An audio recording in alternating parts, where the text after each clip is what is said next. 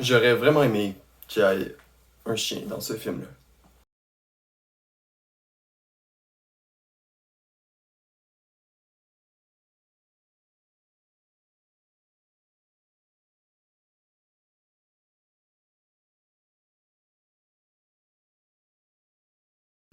Bonjour, ici Fragment d'un pois chiche et aujourd'hui on va parler du film Les 7 jours du talion de Pods, réalisé en 2009, un film d'1h50, 18 ans et plus, mais on va aussi parler du roman de Patrick Sénécal qui date de 2002, exactement 7 ans avant la sortie du film.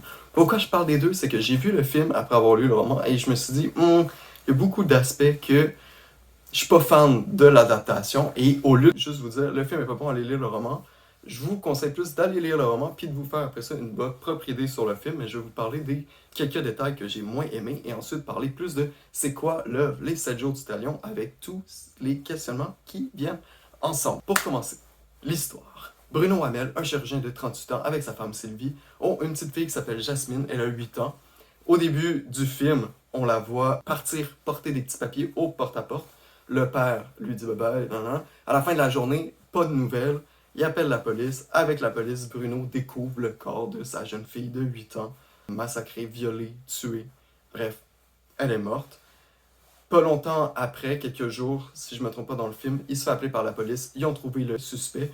L'ADN dans son sperme correspond bien à celui retrouvé sur sa fille. Il s'appelle Le Maire. Il est joué par Martin Dubreuil. J'ai oublié de le dire, Bruno Hamel est joué par Claude Legault. Alors, voilà. Inspecteur de police Rémi Gérard, qui joue Mercure ici, appelle le père l'apprend. Il apprend aussi que la peine de ce monstre est de 15 à 25 ans pour avoir commis ça.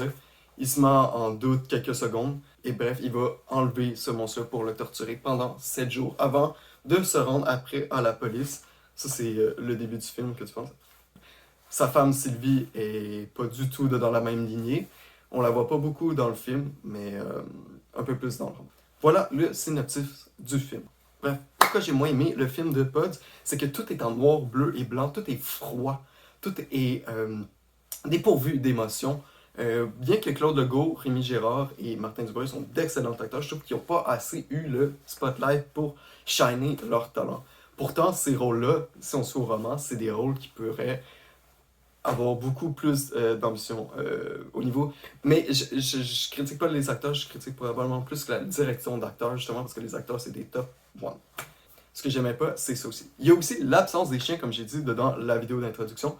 Les chiens sont très importants dans le roman. Ça joue dans le subconscient, je vais en parler plus tard quand je vais parler du roman, mais ça, c'est absent du film. Ce qui fait que Claude Legault, tu vois juste son non-émotion tout le long du film, au lieu de voir toute sa complexité dans son raisonnement, puis comment il joue avec ses traumatismes passés et tout. Ça, on l'a pas dans le film.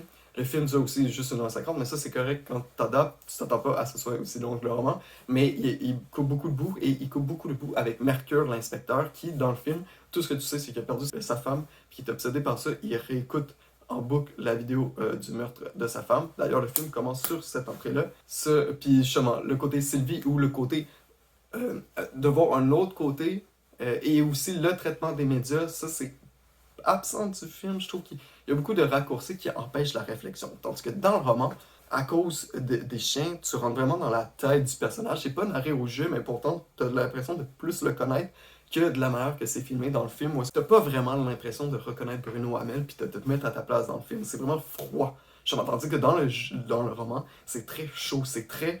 J'ai un monstre d'humanité en moi et je ne sais pas comment le contrôler. Ça, tu le sens pas dans le film.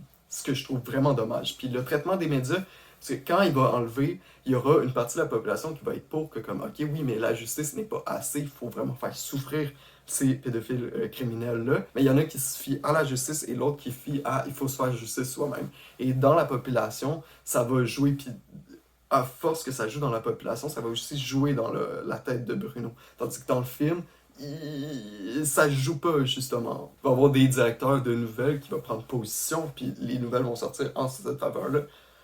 Bref, le roman, il se pose vraiment beaucoup plus sur la question du deuil et sur comment réagir face au traumatisme passé. Et oui, il y a le côté est-ce qu'il faut se faire justice soi-même, tandis que le film, il se concentre juste sur ça, mais tu ne rentres pas dans le côté humain des choses, de comment vivre avec ça.